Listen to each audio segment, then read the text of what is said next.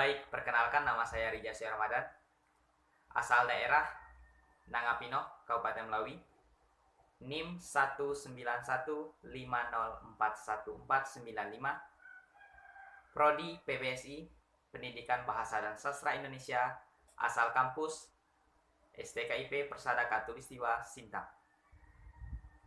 Baik, di video kali ini saya akan membahas tentang pengertian sejarah sastra dan juga tugas sejarah sastra. Jadi, selamat menyaksikan. Pengertian sejarah sastra.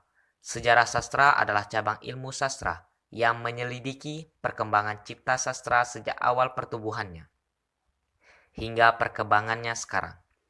Sejarah sastra mengkaji sastra menggunakan kriteria ekstrinsik, hal-hal yang berasal dari luar sastra, seperti identifikasi, peristiwa kehidupan politik, sosial budaya, beserta pengaruhnya terhadap karya sastra. Sejarah sastra adalah salah satu bagian dari kajian ilmu sastra.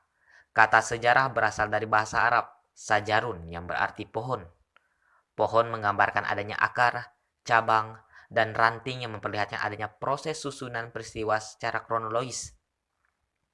Sejarah itu sendiri mempunyai arti yang sama, yaitu rekaman perjalanan kehidupan manusia dari masa lampau sampai masa-masa berikutnya.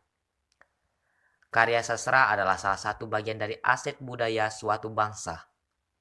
Bangsa yang berbudaya adalah bangsa yang tidak hanya memiliki hasil karya sastra bangsanya, tetapi juga menghargai dan memberikan apresiasinya terhadap karya sastra sebagai hasil karya bangsanya itu.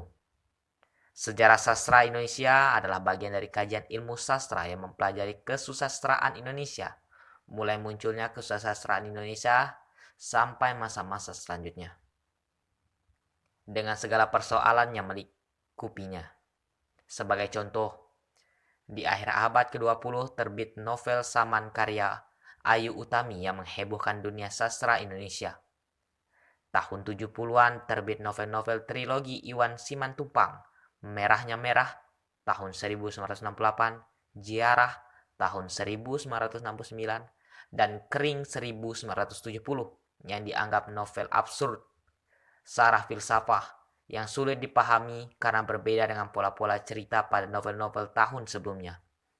Jauh sebelumnya, pada tahun 40-an terbit novel Belenggu yang dianggap mengusik keindahan sastra dengan menelanjangi kehidupan kaum elit yang diwakili oleh keluarga Dr. Soekartono. Pada tahun 20-an, lahir novel Siti Nurbaya yang sangat laris pada masa itu, sehingga melampaui kelarisan novel-novel yang lahir sebelumnya seperti Azab. Tugas sejarah sastra ada 3, yang dimana telah dijelaskan oleh Todorov 1985, yaitu 1. Meneliti keragaman setiap kategori sastra. Kedua, meneliti jenis karya sastra baik secara diakronis maupun secara sinkronis. 3. Menentukan kaidah keragaman peralihan sastra dari satu masa ke masa berikutnya.